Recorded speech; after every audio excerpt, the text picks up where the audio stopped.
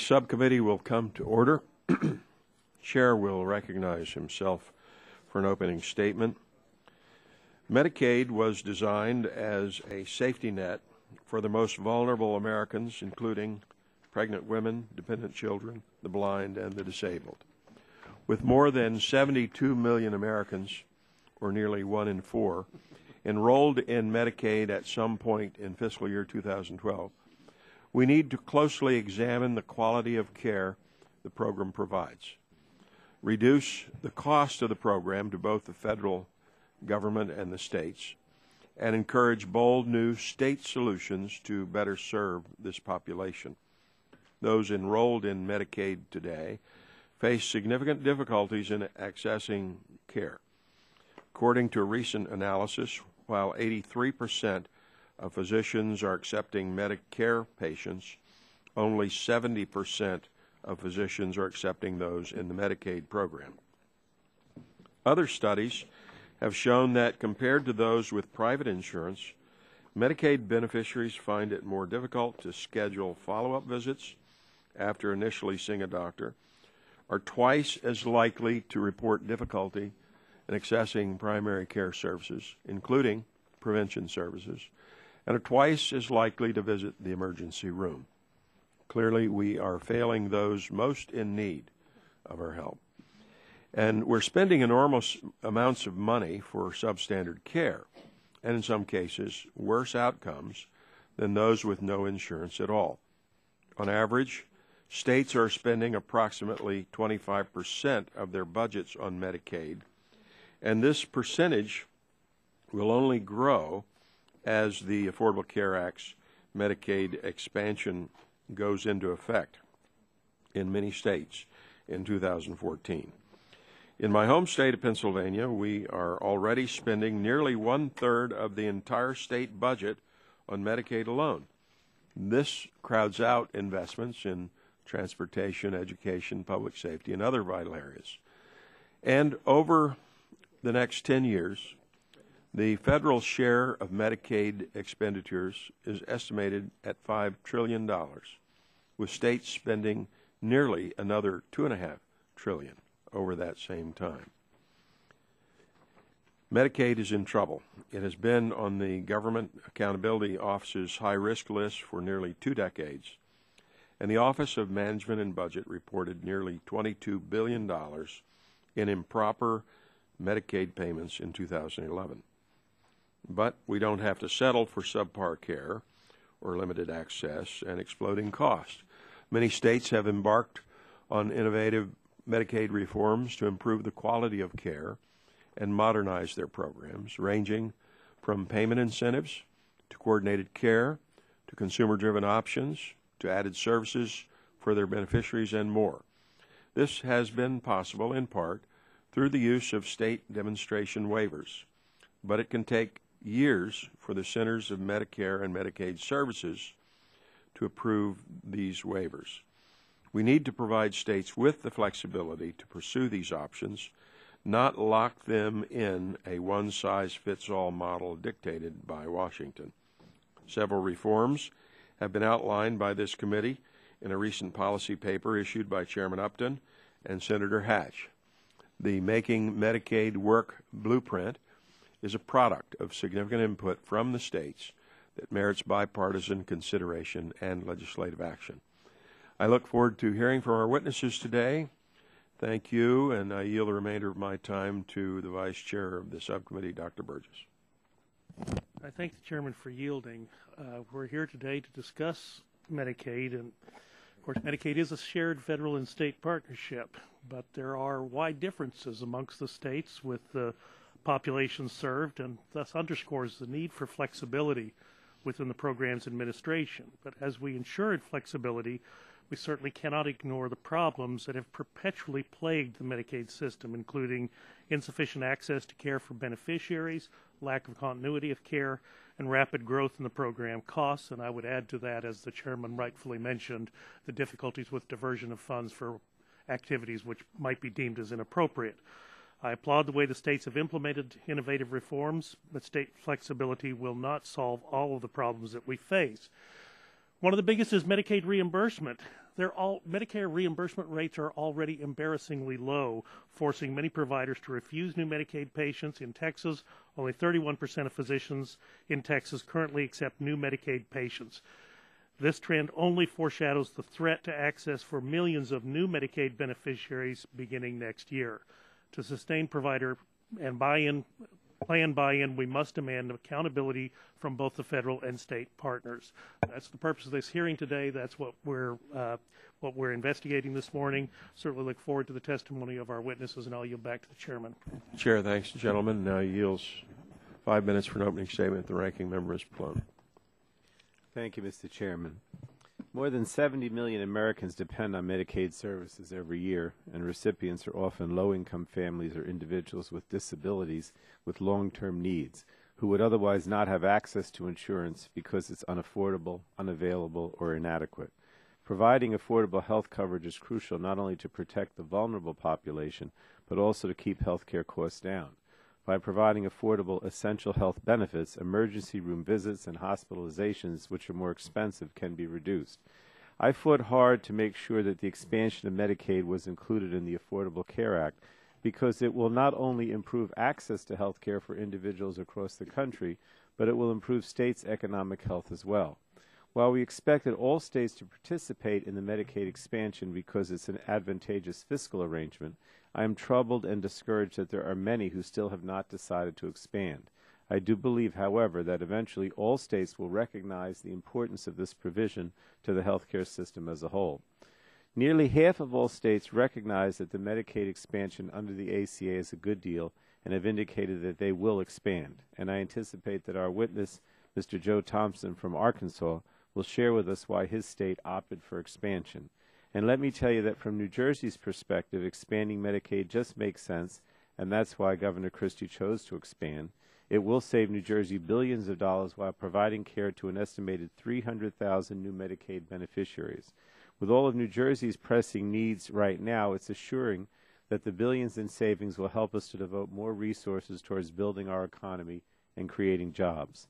Now, while Republicans will tell you that states need greater Medicaid flexibility, I would argue that under the current law, a great deal of flexibility exists, while simultaneously providing a baseline of protections for beneficiaries.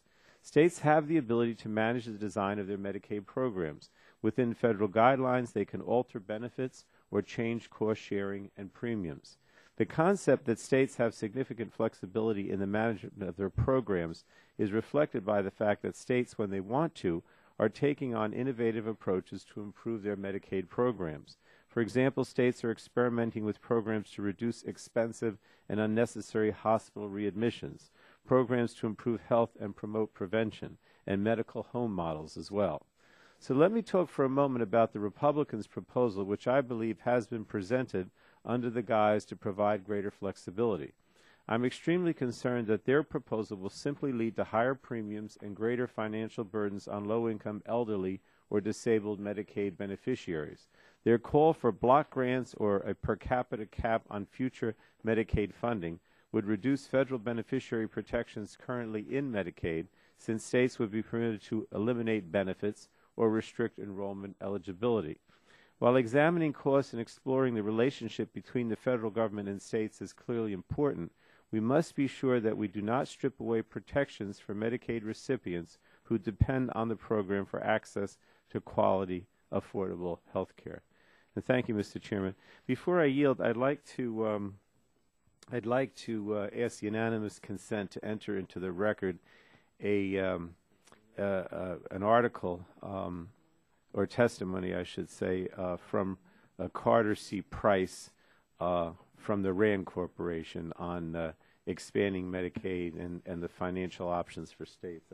Without objection, so ordered. Thank you, Mr. Chairman. I yield back the balance of my time. Chair, thanks you, gentlemen. And now recognize the chair of the full committee, Mr. Upton, 5 minutes for an opening statement. Thank you, Mr. Chairman. You know, it's been 50 years since President Johnson signed the 1965 Social Security amendments into law, and as many historians have noted, those high-profile negotiations centered mostly on Medicare, with Medicaid out of the spotlight. While Medicaid covered approximately 4 million people in the first year, there were more than 72 million individuals enrolled in the program at some point in FY12, nearly 1 in 4 Americans. These enrollment figures on their own and their potential drain on the quality of care of the nation's most vulnerable folks is cause for alarm. But once the President's health care is fully implemented, another 26 million Americans could be added to the already strained safety net program. Medicaid enrollees today face extensive difficulties finding a quality physician. On average, 30% of the nation's doctors won't see Medicaid patients. And studies have shown that Medicaid enrollees are twice as likely to spend their day or night in an emergency room than their uninsured and insured counterparts. Instead of allowing state and local officials the flexibility to best administer Medicaid to fit the needs of their own populations, improve care, reduce costs, the federal government has created an extensive one-size-fits-all maze of federal mandates and administrative requirements. With the federal debt at an all-time high, closing in on $17 trillion, and states being hamstrung by their exploding budgets, the Medicaid program will be increasingly scrutinized over the next decade. In future, ability to provide coverage for the neediest kids, seniors, and disabled Americans will depend on its ability to compete with state spending for other priorities, including education, transportation, public safety, economic development. Energy and Commerce Republicans remain absolutely committed to modernizing the Medicaid program so that it is protected for our poorest and sickest citizens. We will continue to fight for those citizens because they are currently subjected to a broken system. The program does need true reform, and we can no longer tinker around the edges with policies that add on the bureaucratic layers that decrease access, prohibit innovation, and fail to provide better health care for the poor. In May, last month, Senator Hatch and I introduced Making Medicaid Work, a blueprint and menu of options for Medicaid reform that incorporated months of input from state partners and policy experts from a wide range of ideological positions. My hope is that this morning's hearing is the next step in discussing the need for reform so that we can come together in finalizing policies that improve care for our most vulnerable citizens. Washington doesn't always know best. We've got to learn a lot from the states, and that's what this is all about, and I yield the balance of my time to Dr. Cassidy. Thank you, Mr. Chairman. For 20 years, I have treated patients in a safety net hospital. For 20 years, I've seen politicians overpromise and underfund. And as they do so, it is the patient that suffers. Now, the federal government spends almost half of every dollar on health care payments for Medicare and Medicaid. These programs are breaking federal and state budgets, and they are unsustainable in current form. On behalf of my patients, I know that we must change them so that they become sustainable. Now, in Washington, Medicare reform has been greatly considered, but thoughtful solutions for Medicaid, not so much. Now that Obamacare has added 20 million Americans to the Medicaid rolls, it is imperative that Congress begin to address the sustainability of this important safety net program. Now, I will say I think that states are the best innovators for cost containment, far better equipped to offer thoughtful solutions addressing unique patient needs. One size does not work. The federal government should construct thoughtful incentives encouraging states to take an active role in restructuring Medicaid. I'm pleased that the Energy and Commerce Committee has started to shed light, beginning with this hearing. I look forward to hearing from the witnesses today, and I yield back. Chair thanks the gentleman. Now recognize the ranking member of the full committee, Mr. Waxman, 5 minutes for opening statement. Thank you, Mr. Chairman. I want to thank you for holding this hearing. I welcome and look forward to hearing from all of our witnesses today. I'm particularly interested in the testimony from Mr. Thompson of Arkansas on how his state has been working to reform the delivery system and how the Affordable Care Act will positively affect his state's residents. There are different paths we can take to ensure long-term health and to promote innovation and efficiency within the Medicaid program. States can and do innovative actions today, and they do it without undermining critical protections for patients. On the other hand, what my Republican colleagues have proposed in their two recently released reports is a cost shift to the states, patients, and providers, and abdication of federal responsibility. Block grants, per capita grants, and increases in beneficiary premiums and copays do not reduce health care costs. They simply shift those costs onto the beneficiaries, the providers, and the states. And they make it less likely that people will be able to access care when they need it.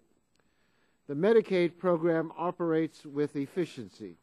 Medicaid costs are nearly 4 times lower than average private plans. Over the next decade, annual Medicaid per capita costs are expected to grow by only 3.2% compared to the 6.9% in the private market. Additionally, the Congressional Budget Office's most recent estimates of projected Medicaid spending have dropped by $200 billion through 2020.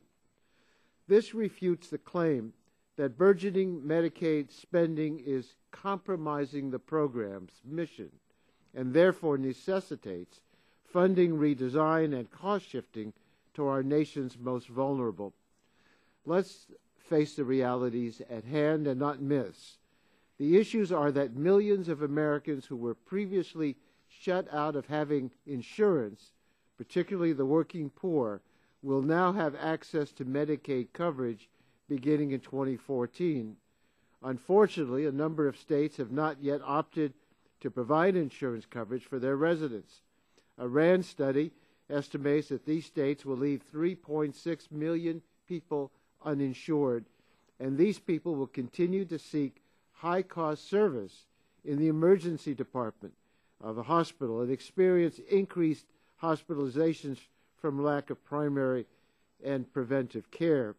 As a result, the study estimates that the state should expect to spend $1 billion more annually on uncompensated care. So much for the states that choose not to cover their very poor people under Medicaid, even with 100% federal financing for the first several years.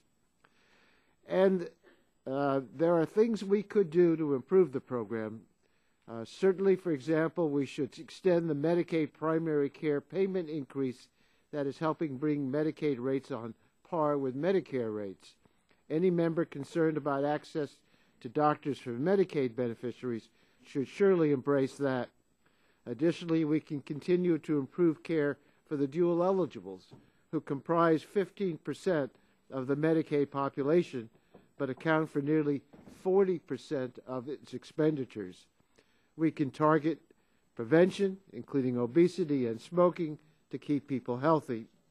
The alternative path we began in 2010 with passage of the Affordable Care Act is entitlement reform in a thoughtful way through delivery system reform that improves both efficiency and quality.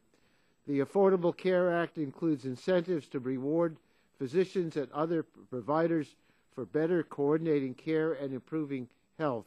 It also includes policies to cut waste and inefficient care, but above all, it improves access to care, particularly preventive care, and that saves dollars and lives.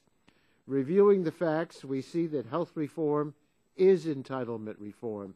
It is this kind of reform that builds a better health care system for all Americans at the same time that it lowers costs and helps support the long-term sustainability of our public health care programs. Thank you, Mr. Chairman. Yield back the balance of my time. Chair, thanks, gentlemen. That concludes our opening statements. We have one panel with us today, 3 witnesses. I'll introduce them at this time. On our panel today, we have Ms. Seema Verma, consultant with the Strategic Health Policy Solutions. We have Dr. Joseph Thompson, Surgeon General of the State of Arkansas, Director of the Arkansas Center for Health Improvement. And we have Mr. Tony Keck, Department of Health and Human Services from the state of South Carolina. Thank you each for coming. Your written testimony will be made a part of the record. You'll be given 5 minutes to summarize your testimony. So at this time, Chair recognizes Ms. Verma for 5 minutes for opening statement.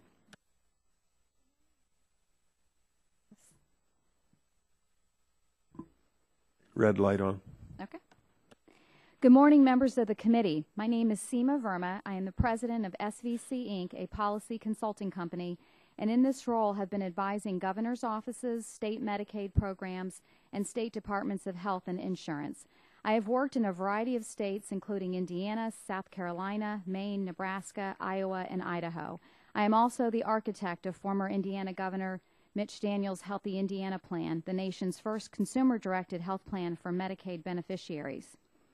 Designed in 1965 for our most vulnerable populations, the Medicaid program has not kept pace with the modern healthcare market.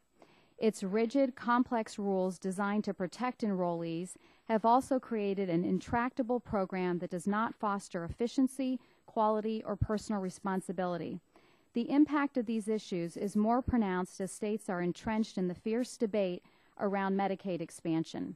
Reluctance to expand is not indifference to the plight of the uninsured, but trepidation for the fiscal sustainability of the program and knowledge that expanding without reform will have serious consequences on Medicaid's core mission to serve the neediest of Americans. Medicaid comprises nearly 24% of state budgets, and its costs are growing. This is due to growth, population demographics, and federal requirements. The aging baby boomer population will soon require expensive long-term care. The Affordable Care Act requires maintenance of effort and implementation of hospital presumptive eligibility, modified adjusted gross income, which eliminates asset tests for the non-disabled, and the ACA insurer tax will cost states an estimated $13 to $14.9 billion. Additionally, there is the clawback provision burden where states have an unprecedented requirement to finance the Medicare program. Despite growing outlays of public funds, a Medicaid card does not guarantee access or quality of care. In a survey of primary care providers, only 31% indicated willingness to accept new Medicaid patients. In 2012, 45 states froze or reduced provider reimbursement rates. Medicaid access issues are tied to undercompensation of providers. On average, Medicaid payments are 66% of Medicare rates, and many providers lose money seeing Medicaid patients. Medicaid beneficiaries struggle to schedule appointments, face longer wait times, and have difficulty obtaining specialty care. These access challenges will be more pronounced as Medicaid recipients compete with the tens of millions of newly insured under the ACA. Studies also show Medicaid coverage does not generate significant improvements in health outcomes, decrease emergency room visits or hospital admissions, and participants have higher ER utilization rates than other insured populations. At Medicaid's core is a flawed structure. While jointly funded by the federal and state governments, it is not jointly managed. States are burdened by federal policy and endure lengthy permission processes to make routine changes. Notwithstanding the cumbersome procedure, 1115 waivers provide a pathway for state innovation. However, the approval route is so daunting that states often abandon promising ideas if a waiver is necessary. Absent are evaluation guidelines, required timelines, and there is a capricious nature to the approvals as waivers do not transfer from one state to another. Even with positive outcomes, a new administration has the authority to terminate a waiver. Despite intense federal oversight, results vary substantially, and there are no incentives for states to achieve quality outcomes. For example, the average cost to cover an aged Medicaid enrollee is roughly $5,200 in New Mexico versus almost $25,000 in Connecticut. And annual growth rates also vary. Replacing oversight of day-to-day administrative processes, the federal and state government should collaborate to identify program standards and incentives. States should be provided with flexibility to achieve these goals, and successful states should be rewarded with reduced oversight. Medicaid's uncompromising cost-sharing policies are illustrative of a key failure. These regulations disempower individuals from taking responsibility for their health, allow utilization of services without regard for the public cost, and foster dependency. While some policies may be appropriate for certain populations, in an era of expansion to non-disabled adults, they must be revisited. Revised cost-sharing policies should consider value-based benefit design and incent enrollees to evaluate cost, quality, and adopt positive health behaviors. Indiana's Healthy Indiana Plan waiver applied principles of consumerism with remarkable results, lowering inappropriate ER use and increasing prevention. Congress should reform Medicaid to assure long-term fiscal sustainability and access to quality services that improve the health of enrollees. A fundamental paradigm shift in management is required, and the program should be re-engineered away from compliance with bureaucratic policies that do not change results to aligning incentives for states, providers, and recipients to improve outcomes. States are positioned to develop policies that reflect local values of the people they serve and should be given the flexibility to do so. Thank you. Chair thanks, gentlelady, and now I recognize Dr. Thompson, 5 minutes for an opening statement. Thank you, Mr. Chair, members of the committee. I'm Joe Thompson. I'm a pediatrician, member of the faculty on the University of Arkansas for Medical Sciences faculty. I direct the Arkansas Center for Health Improvement and have served as the lead cabinet-level advisor of Surgeon General, first under Republican Governor Mike Huckabee and now under Democratic Governor Mike Beebe. Had the opportunity to work with two administrations in the federal government. Our entire healthcare system has changed dramatically over the last 5 decades since the inception of Medicaid, with increased therapeutic and diagnostic opportunities, increased treatments. The costs have grown. And with that have grown the cost on both the public and the private sector. Our private sector costs in Arkansas have doubled over the last decade, from $6,000 to $12,000 for a family of 4's premium. The costs have also increased for Medicare and Medicaid. As you have discussed, and I want to commend this committee, the Medicaid partnership in funding for states and federal governments is under intense duress and significant tension. But I would like to back up. It is not just a Medicaid problem. Our entire healthcare system is under a cost threat that threatens our families, our communities, and indeed the economic vitality of our nation. It's not a new issue. It's been growing, but suddenly we're forced to face it. And if I can, we started off with private insurance, largely through employers, and Medicaid for the vulnerable, the poor, and the disabled. I'll leave Medicare off because that's not the topic of your discussion. Over time, as we grew the therapeutic and diagnostic opportunities, we grew the ability to do things to and for people, and the cost grew, and the valley of the uninsured, people who could not afford care, grew also. So we started having more and more uninsured individuals. Private costs went up, but the private employers or affluent families could continue to afford those costs. The Medicaid program did not keep pace with those costs, and the federal government nor state government budgets could afford it. And so we end up with a huge, large valley of the uninsured. We end up with expensive private insurance that some can afford, and we have Medicaid programs that cannot afford either on the federal or state budget. So we end up with what is a problem of the iron triangle: cost, access, and quality. If we're not willing to pay, we're going to have access problems. If we have access problems, we suddenly have quality problems. This is not a single issue about Medicaid. This is a systemic issue about our failure to gain control of the rapidly rising health care costs that have outpaced federal and state budgets, that only a few employers and families are able to continue to afford, and that have grown the valley of the uninsured. So with that backdrop, let me share with you our experience in the state over the last 10 years. As of last year, we were operating 9 different waiver programs designed by the state and approved by the federal government to provide Arkansans with better access, higher quality, and more cost-effective care. Under the past administration, President Bush's secretary successfully supported our proposal to develop a waiver for support of small businesses, for businesses with fewer than 10 employees who virtually had no option for private employer-based health insurance coverage. This small business support was entitled the AR Health Networks program. It was a low-cost, limited benefit program, largely successful at maximum uptake. It will be absorbed into the Affordable Care Act now for small business support going forward. But we started that in 2005, 8 years before the implementation of the Affordable Care Act will go into place. 3 years ago, we started to tackle the issue of cost containment. Our governor, our private sector recognized that the costs and the fee-for-service system were largely the cause for outpacing the growth potential of our revenue streams. So we undertook Payment Improvement Initiative, led by Medicaid, which changed from a fee-for-service system to an outcomes-based incentive system with upside and downside risk for providers based upon what the outcome of the patients were, so that there would be engagement with patients. This required federal government approval, which we got through a state plan amendment within 2 months. It was an achievable goal because it was a programmatic need.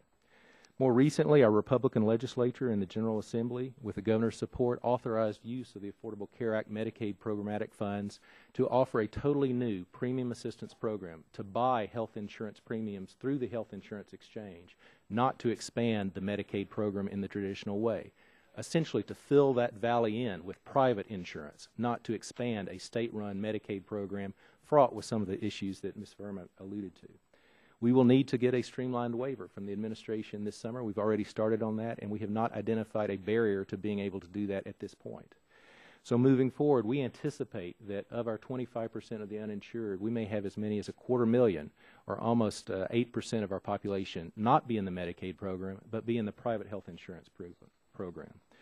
In conclusion, our state's not alone. Other states need help, but it is a partnership based upon a long-term history that must be brought into the 21st century, not abandoned because we didn't bring it into the 21st century. Thank you. Chair, thanks, gentlemen. And now I recognize Mr. Keck, 5 minutes for an opening statement. Good morning, Mr. Chairman and members of the subcommittee. My name is Anthony Keck. I'm the South Carolina Director of Health and Human Services, the state Medicaid agency. I appreciate the invitation to discuss my thoughts on improving health through Medicaid. While we don't run a $6 billion agency on anecdote, I'd like to share a simple story with you that sums up our common challenge. I once ran a community clinic in a poor but vibrant and politically active New Orleans neighborhood known as the St. Thomas Irish Channel. During that time, I took part in a focus group of pregnant teenage girls enrolled in Medicaid who are participants in a separate citywide program that matched each girl with a doula, a birthing coach, to help her better connect to the healthcare system and prepare for motherhood. One conversation still stands out. Paraphrasing her almost 20 years later, one of the participants said with exasperation near the end of our time together, "Look, I love my doula and my doctor, and I appreciate all the help they give me, but I've slept on a different couch almost every night for the past 3 weeks, and that's why I'm having a really hard time." The limits of our programs expressed in the statement of that teenager are clear. She needed stable housing. What we had were doulas. She probably needed both. Her personal struggle captures the truth that years of public health research on social determinants of health has revealed. The primary drivers of health and well-being are income, education, community and family support, personal choices, environment, race, and genetics, while healthcare services contribute to a much lesser extent. Yet our healthcare system is built on the tenuous logic model that health insurance leads to access to effective health care services, which then leads to health. We are so beholden to this common wisdom that even though the Institute of Medicine estimates up to 30% of all healthcare spending is excess cost, we now spend almost 18% of our paychecks, payrolls, and government budgets on healthcare services, while we fall further and further behind on health status compared to the rest of the world. David Kindig, one of the country's leading public health researchers, recently wrote that for all our health spending, mortality increased for women in 43% of U.S. counties between 1992 and 2006, with no correlation to medical care factors such as health insurance status or primary care capacity. He calls for a robust strategy to address this appalling trend, and I quote, "Such a strategy would include redirecting savings from reductions in healthcare inefficiency and increasing the health-promoting impact of policies in other sectors such as housing and education."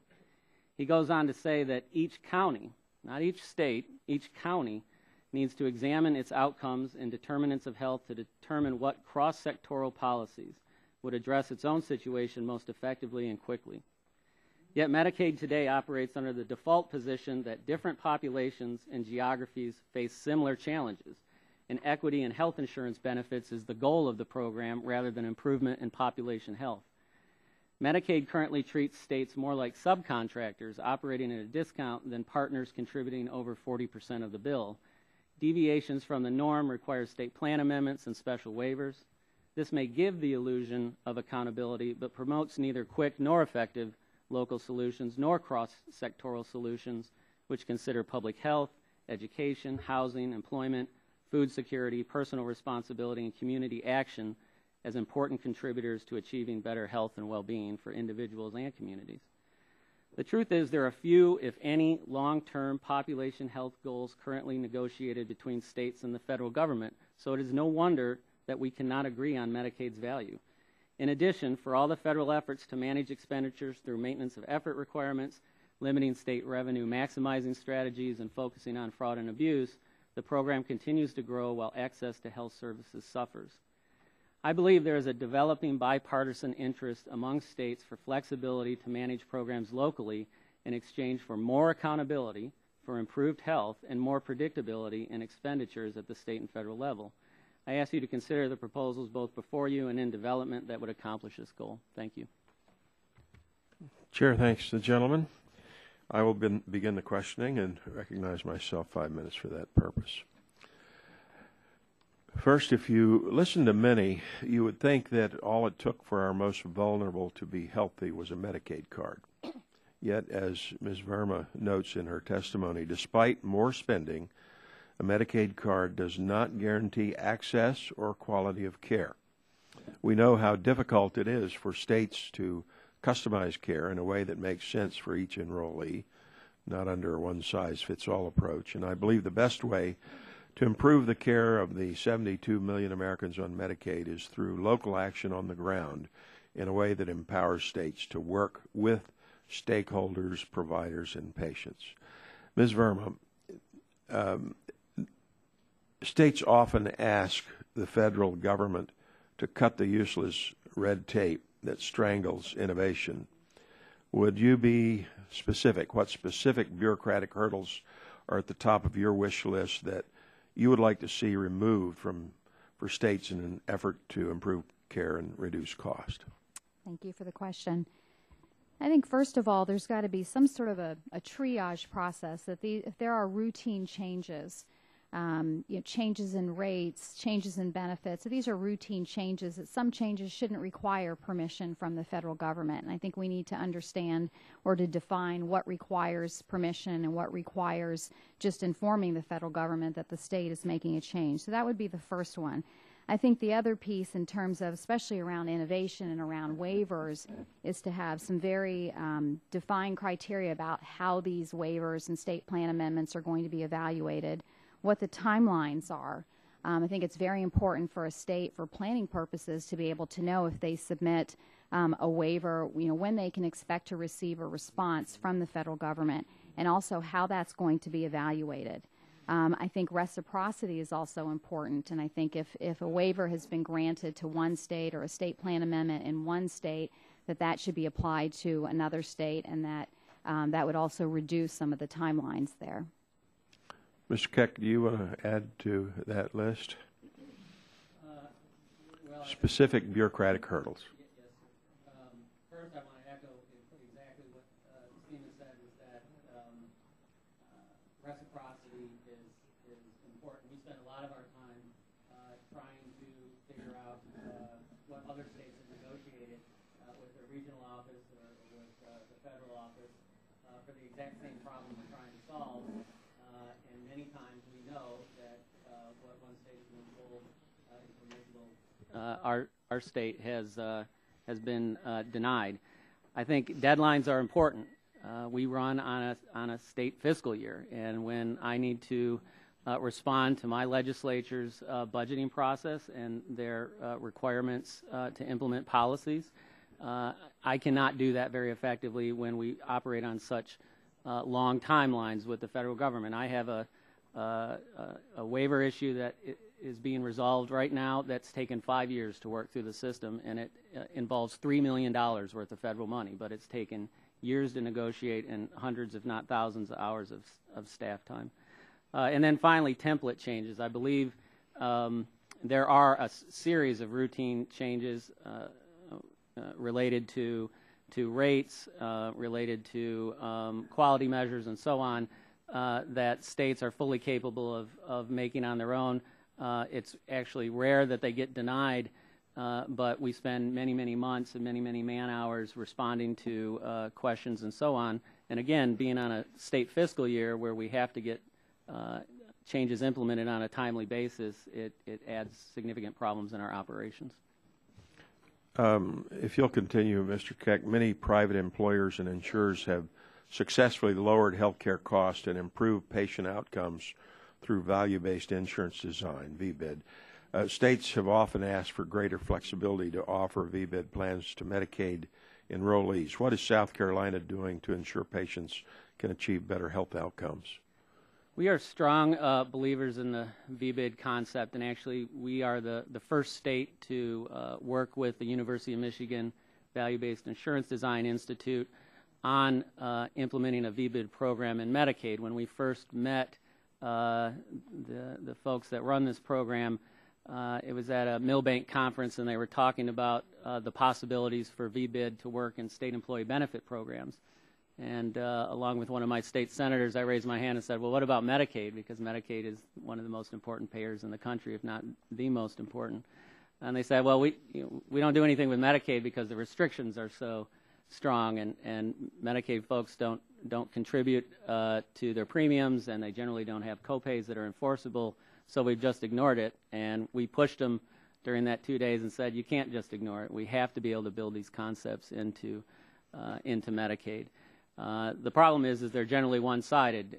When you talk to VBID folks, it's a set of carrots and sticks, and they have different effectiveness in different situations. But unfortunately, generally in Medicaid, it's all carrots, and sometimes you need sticks.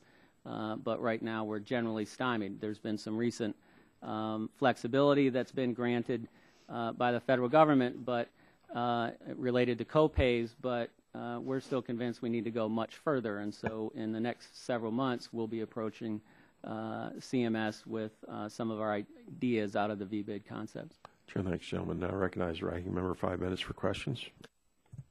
Thank you, Mr. Chairman. I wanted to ask some questions of Dr. Thompson. You and I both have a number of concerns about some of the proposals to convert Medicaid to a block grant program or a system of per capita caps. While a block grant or per capita cap would save federal dollars by cutting payments to states caring for vulnerable families, those dollars would be saved on the backs of the most vulnerable members of our communities. In addition to the very real risk of beneficiaries being subject to reduced health care coverage and increasing personal health care costs, you also commented in your testimony that both of these proposals are likely to curb innovation.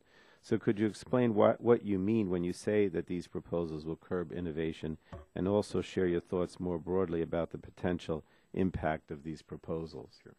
Thank you, Mr. Co-Chair. Our healthcare system is incredibly complex, and I think what we see in short-term fixes are essentially what has been around for a long time, a desire for an easy fix, which rarely works in a complex situation.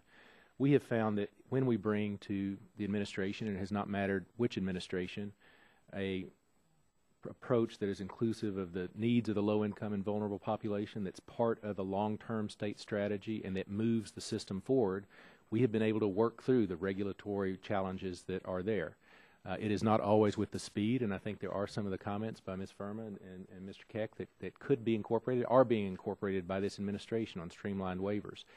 But I think if we don't take the root problem that our payment system is causing us to have a growth in health care that does not equal value or outcomes, then we are not going to have a quick fix that increased flexibility. We will squeeze the balloon in one place, and it will open up in another place, probably on state budgets or at the expense of the vulnerable and poorest of our citizens. Now, in the end, won't capping federal support for the program merely shift costs elsewhere onto private businesses, patients, and providers, as well as state governments? I mean, you sort of suggested that, but if you could just answer. Sure.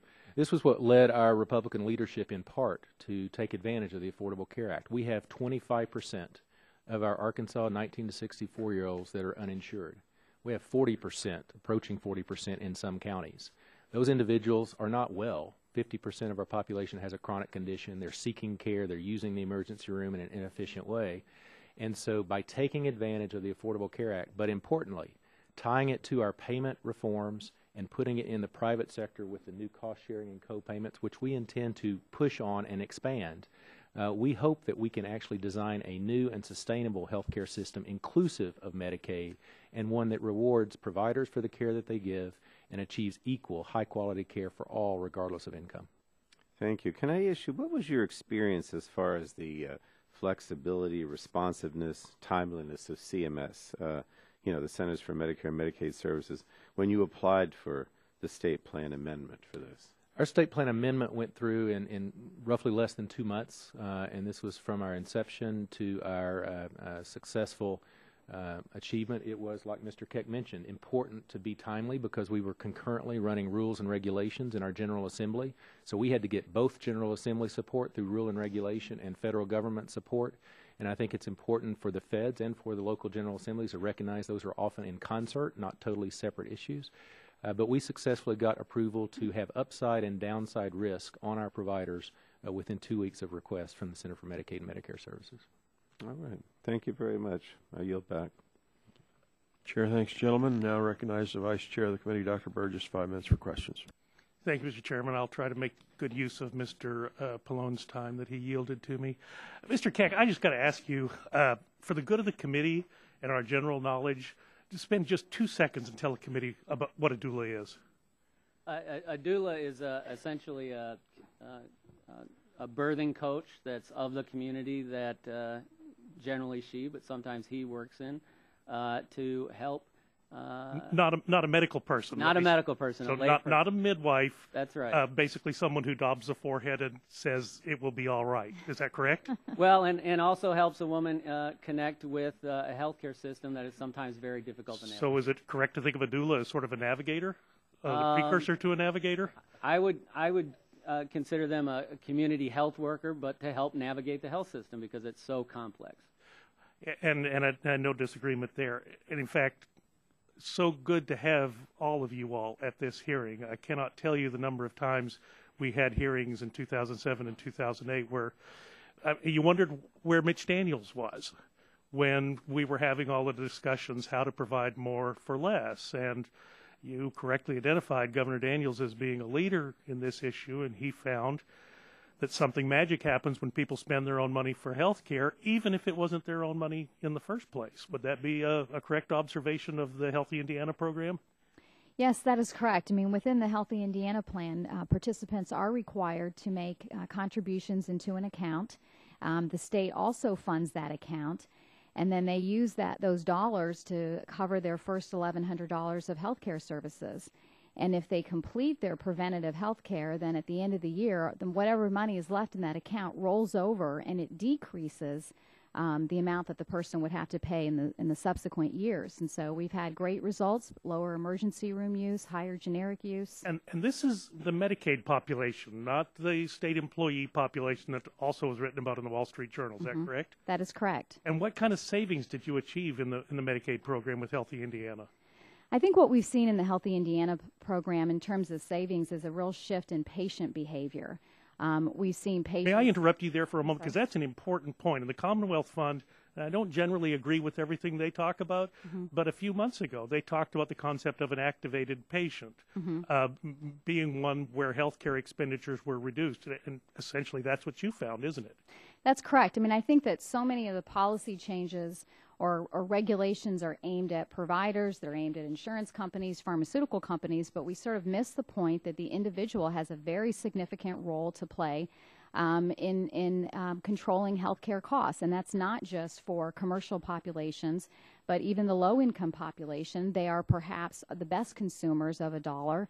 They've had experience stretching a dollar. And I think when you empower them, that they start to make decisions about where to seek their health care, how to seek care in more appropriate ways, and seeking more preventative care. Yeah, I liked everything about your testimony except that you were way too nice. And you need to be a little harsher in your assessments and saying there's trepidation about the future fiscal sustainability. Governors are scared to death, and I could use another word there, but I'll be nice. They're scared to death about what is going to happen by taking on this obligation. The federal government has proven itself to be an absolutely unreliable fiscal partner when it comes to health care. Ask any doctor who takes Medicare out there what has happened to their reimbursement. Let me just for a moment, you've identified something that is, I think, unique to Healthy Indiana, and that's the participation in the preventive programs. Is that a correct observation? That is correct. And the reason that that is so important, of course, is we will all talk about it here in glowing terms, that an ounce of prevention is worth a pound of cure. And so we're basically paying for that ounce of prevention, but we want to see the pound of cure. It's important because I'm told by my staff that the total federal spending over the next 10 years, combined federal and state spending over the next 10 years for Medicaid, is $7.5 trillion. $750 billion a month. I mean, that's a phenomenal amount of money. If we could even bend the cost curve just a little bit with preventive care, that ounce of prevention, that's a hell of a pound of cure. Let me just ask you this. What is Indiana doing as far as Medicaid expansion is concerned? Well, I would defer to the state of Indiana to answer that officially, but I think that in the comments that I've read, I think that Governor Pence has indicated that he wants to understand what the future of the HIP program is before he can make a determination about what his position will be on the Medicaid expansion. Thank you. Mr. Chairman, I just have to observe that I was at the second day of the Supreme Court oral arguments, and the discussion from the Solicitor General was repeatedly, it's the cost of these free riders that are driving up our health care. No, we reimburse so poorly in Medicaid that the patients can only do what they've always done, which is go to the emergency room, the highest point of contact. If we expand the program, we're going to expand the problem. I'll yield back. Chair thanks the gentleman and now recognizes the distinguished ranking member of the full committee, ranking member emeritus, Mr. Dengel. 5 minutes for questions. Mr. Chairman, I thank you for your courtesy, and I thank you for holding this hearing. Medicaid is an important and timely topic, especially as we're about to greatly expand eligibility for the program as a part of the Affordable Care Act. Some of our colleagues here continue to ask for more flexibility for states to experiment with new and innovative methods of care. However, much flexibility already exists in the program, and many states are making significant changes using this. These questions are for Dr. Thompson, Surgeon General of the state of Arkansas. Doctor, I want to commend you for your helpful testimony. Doctor, did Arkansas recently implement the Arkansas Payment Improvement Initiative after receiving approval from the federal government? Yes or no? Yes, sir. Doctor, how long did it take for Arkansas to get that approval? We worked 3 years on the development within the state, but the approval itself was relatively rapidly received in two months. What does that mean? How relatively rapid? 2 months after our request. Okay. Doctor, did this new initiative begin to transition away from the fee-for-service models towards a more value-based payment model? Yes or no? Yes, sir. And I happen to think, and will you confirm or deny this, that that's the direction we're going to have to go, because one of the things about our system is it's broken because we're paying for work done and not for results achieved. I believe we must align the financial incentives for the outcomes that we want, not for the services that are provided, and I think that's one of the fundamental issues that has yet to be resolved in our healthcare system. Thank you. Doctor, have the reforms implemented in Arkansas resulted in cost savings which can be quantified, yes or no? Through the first 3 quarters of the year, reduction in growth in the Medicaid program. It is lower than it has been in the last 25 years. Would you submit this for the record? I gather the answer to that is yes. Yes. And would you please submit that for the record? Because I've got a lot of questions and very little time. Doctor, could you now please submit for the record a detailed explanation of the initial results following the implementation of this new Arkansas plan, please? Be glad to. Doctor, in your testimony, you mentioned that nearly every state has a Medicaid waiver and that there are currently 381 active waivers. Is that correct? To the best of my knowledge, yes, sir. It seems to me that the states currently have a viable existing pathway to get some flexibility under Medicaid. Do you agree with that statement? I agree that they have that for flexibility. Now, this leads me to questions of how many of the reforms proposed in a recent report issued by my good friend Chairman Upton and my other good friend Senator Hatch, entitled Making Medicaid Work.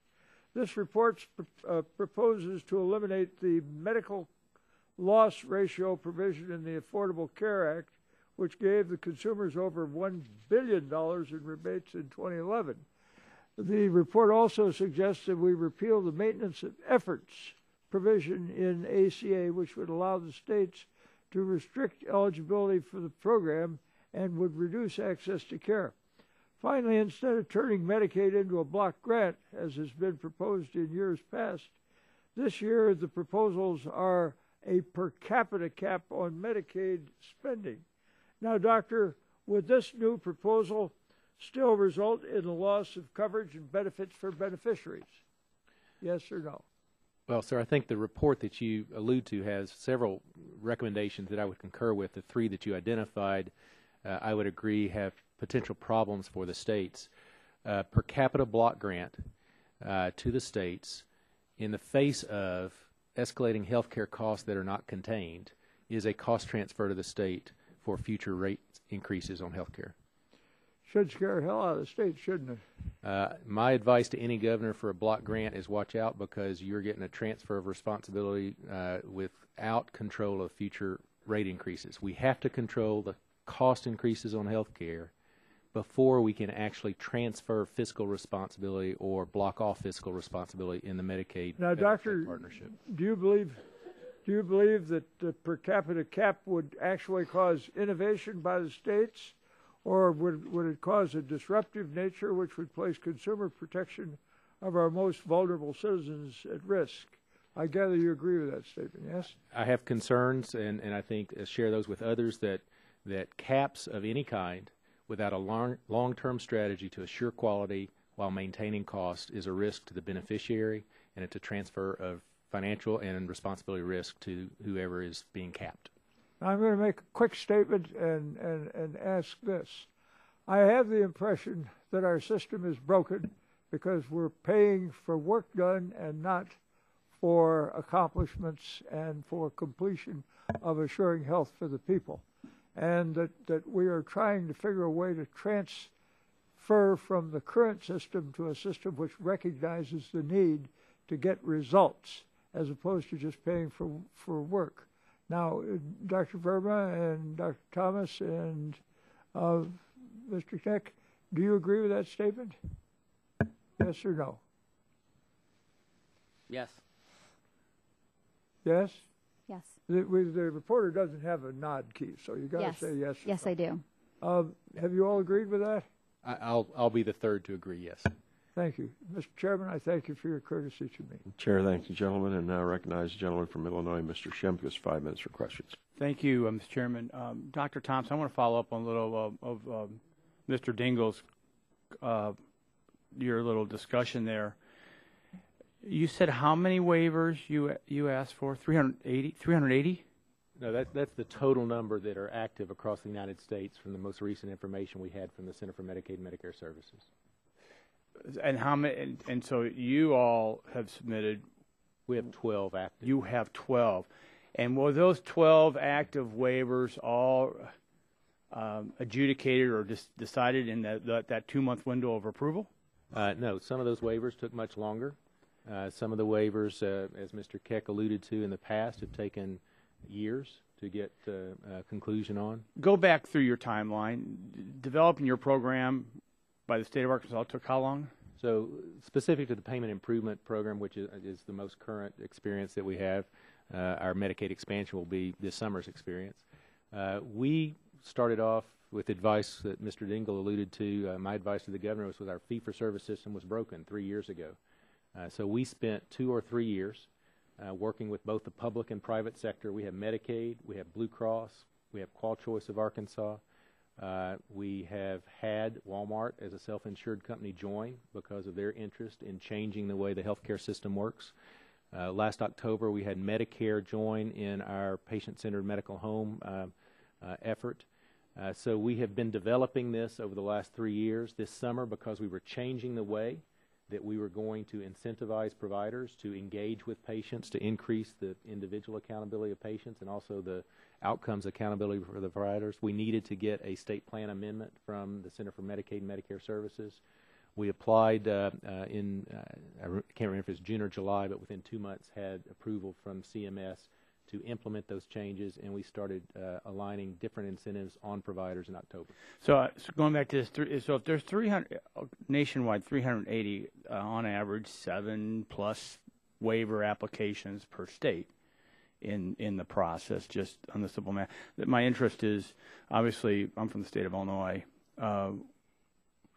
My personal opinion, we've done a very poor job, and what the state did last year, $1.6 billion of cuts to Medicaid program and established a moratorium on expansions for 2015, even though then we increased enrollment by 15%.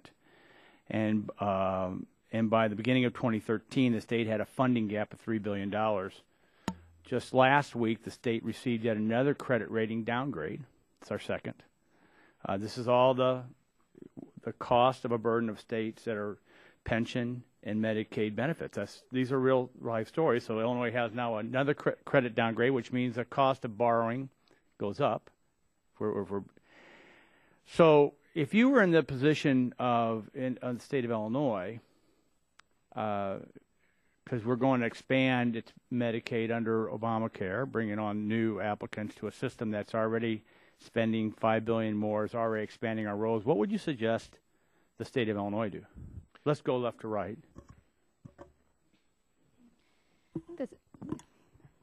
I think you have to rapidly, because my time is okay. I mean, I think you need to take a look at managing care, put more managed care. I think looking at expansion without addressing the core issues and where they're spending their money. I think they need to explore different innovations, value-based purchasing that we've talked about, some sort of a reform on how providers, but I think it's also very critical to include the individual in that. The individual has to be in the individual has to be part of the equation. As a service or as a cost. Exactly. So individual. Dr. Thompson? Sorry. I'm just going to try to get quick. My quick advice to any governor, including my own, was expansion without efforts to contain cost is a remedy for budgetary as well as state failure. I'll take that. Mr. Keck? I hesitate to make a suggestion for Illinois, but I'll tell you please, we could get any help we can We get. want to meet our commitments, and I think we're not meeting our current commitments. And what we've told our legislature is we have to pay for our current commitments before we expand. And just finish up with Dr. Thompson again on this. So the way Arkansas has approached this, since Obamacare has really we're buying off expansion with a promise of federal dollars, in which we will then walk away from the new expansions after that. So your bet is you're going to have a reformed system within your state that's able to carry the increased Medicaid individuals past the time frame when Obamacare and the beneficial additional dollars are gone. We undertook payment improvement 3 years ago, so that predates our expansion that will go into effect this year. Your premise is correct. It is not just for the Medicaid program, however. It is that we think our private sector, that our business sector, that our economic attractiveness will outpace, with all due respect, our sister states around us, because we're going to both expand and get coverage in place. At the same time, we are reforming the payment system to make sure that it is sustainable. I appreciate it. Thank you, Mr. Chairman. Chair, thanks, gentlemen. Now recognize the gentlelady from California, Ms. Capps, 5 minutes for questions. Thank you, Mr. Chairman, and thank you all for being here today and for your testimonies. As we know, Medicaid is a critical program.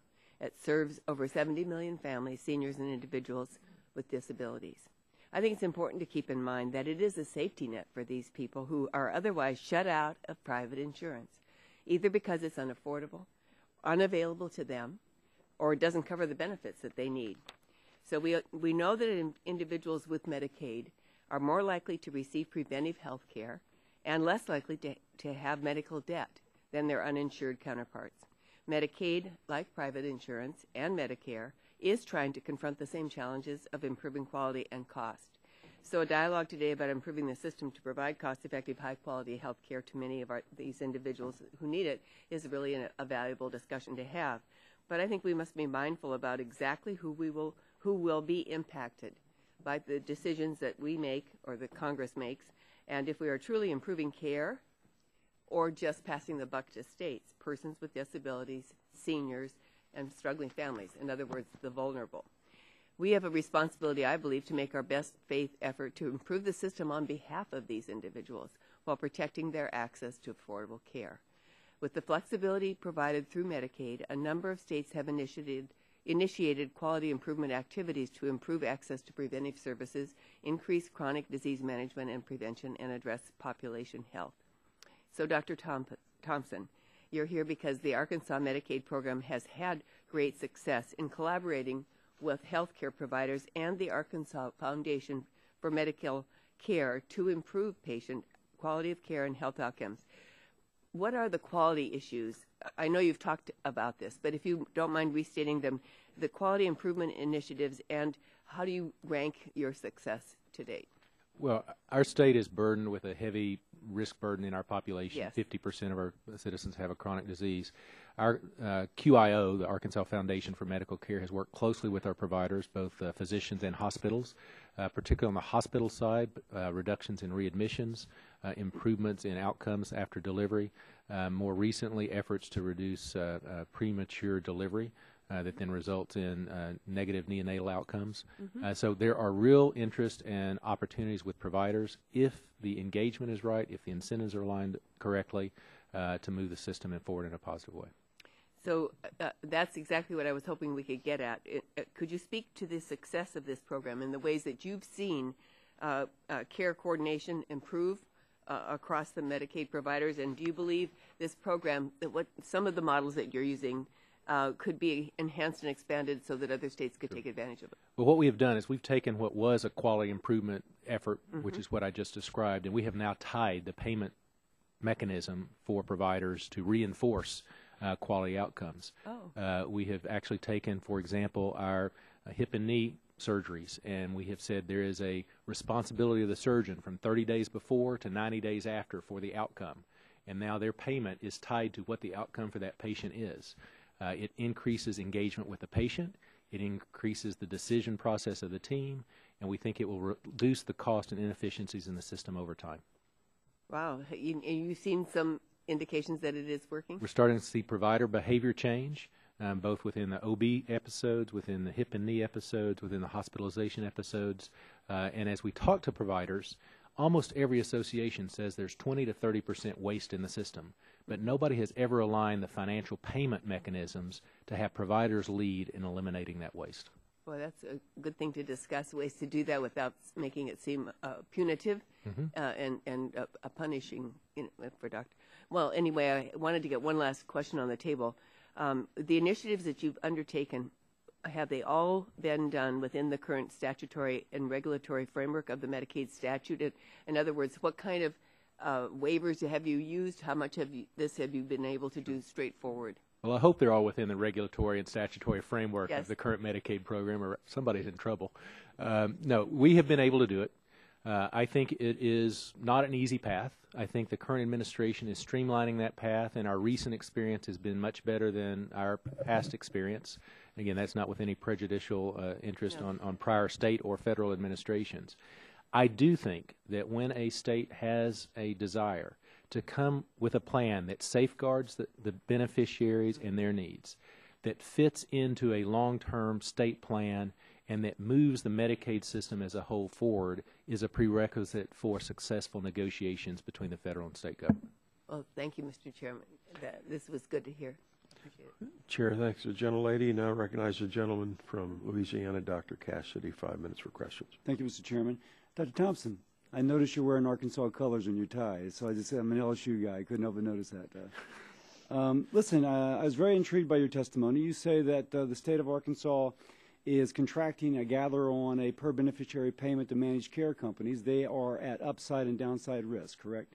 We do not use a managed care mechanism, so it's the state itself that is at risk for cost increases or cost savings. But there's a per beneficiary amount, because you mentioned there's an upside and a downside. The upside and downside risk that I mentioned was actually what we have now shifted to our episodes of payment to providers. Providers now have the responsibility, upside and downside, for the outcomes of the episodes, as I mentioned. Now, I'm sure they protested, but on the other hand, as you point out, they've been able to achieve cost savings and increased efficiency. Actually, our providers are relatively, I will say with some caveats, supportive of our effort. They knew the system had to change. They did not want another bureaucratic layer put on top. Got you. And they said, we'll take responsibility for that clinical. Don't mean to interrupt, you just limit time. So, if you will, you're capping the amount of money that goes per episode. And I guess the point I'm trying to make is that whenever my colleagues on the other side tend to suggest that any sort of cap whatsoever is going to be deleterious, in reality, y'all have capped, and you've actually seen success. In actuality, sir, we have not capped anything. The providers. So when there's a bundle of care payment, that is not really a capped amount, but rather can be. It is not a capped. It is not a capped. So there's not a true upside and downside, I guess. There's a target that the lead quarterback for the team will have financial impact, but every member of the team is still paid. I understand they're still paid, but if they exceed that target, do they lose money? Not the members of the team, but the quarterback does. The quarterback does. Yeah, so there is, for that particular quarterback, there's a cap. There's a target. Well, I think we must be using different terminology, because if there's a downside for him, then effectively there's a cap. Again, sir, there could be no cap. Be glad to share, but we have not capped any provider's payment. Okay. We have set goals now, if they share in the gains. Then somehow I don't understand how your downside works. But let me ask, Mr. Keck speaks about how really on a county-by-county basis per somebody, there should be variability. I have to imagine our states are similar, that in the Delta, there's a different patient population or different structure of health care as opposed to Fayetteville. And without question, different health care needs, different. So that said, who's better equipped to make that determination, the county or the state official, or rather somebody in Washington, D.C.? Well, I would say it would be a local provider, local community. Seems right. So I think when Mr. Keck speaks about the flexibility, I think that's something we can all agree on. Next, I would ask, on the other side, there's a lot of defense of the status quo in terms of Medicaid.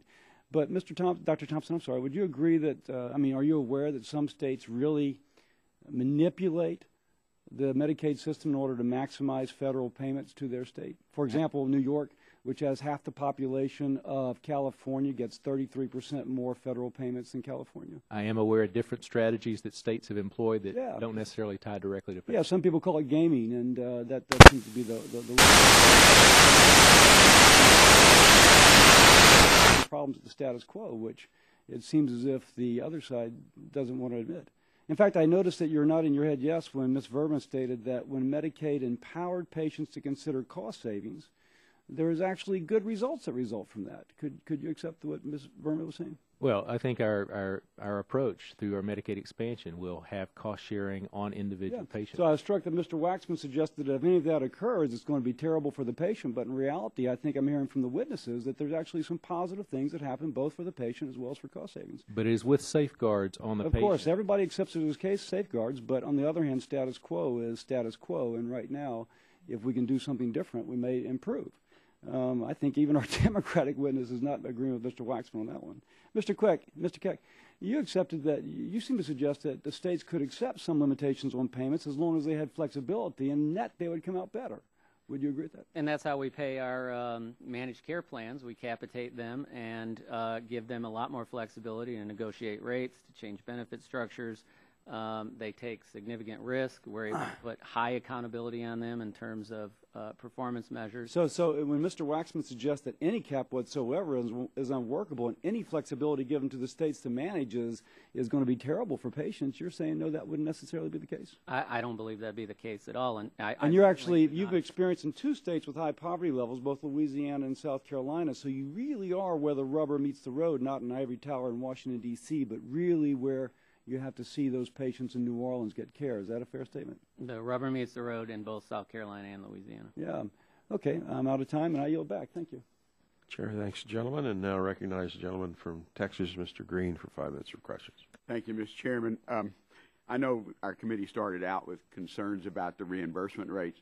I assume reimbursement rates in Indiana, South Carolina, and Arkansas are the same as in Texas. Reimbursement rates for Medicaid are set by the state. That's correct. Okay. So, and I know the pecking order. You know, if you have private insurance here, you have Medicare here, you have Medicaid here.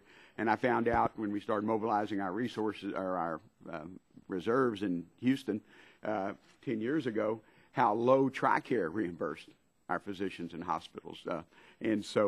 But that's set by the state. The other issue is that I don't think that in 3 years the federal government's going to walk away from now at 3 years it's 100%, and after that it's 90% reimbursement. Is that correct? I wouldn't quite call that walking away from the Medicaid responsibility, but anyway, just so we know that. I have a district in Texas, very urban district, and in one of the highest uninsured rates in the country. I'm disappointed our legislature did not do something with expanded Medicaid, similar to what Arkansas has worked on, and every once in a while I'm jealous of Arkansas's football program too, but when they beat a Texas school, but I would hope we would see that change. One of my concerns is the churning rate, and in Texas we make folks come in for Medicaid every 6 months, and even for S-CHIP program. Do any of your states have a longer term for enrollment than 6 months? Does Indiana have 6 months or a year? Arkansas or North Carolina? We make people redetermine every 12 months, but if they have a change in status, there's sure, yeah. If they have a change of status, but you don't make them show up and redo it every 6 months. No, and we also we do redeterminations through express lane eligibility, which we found to be very effective. What about Arkansas? Ours is 12 months. I think important to your turning question, our expansion effort, which will use private plans, we believe will largely eliminate the churn process entirely. People will stay in the plan will re-enroll them, they will not have to touch the Medicaid program.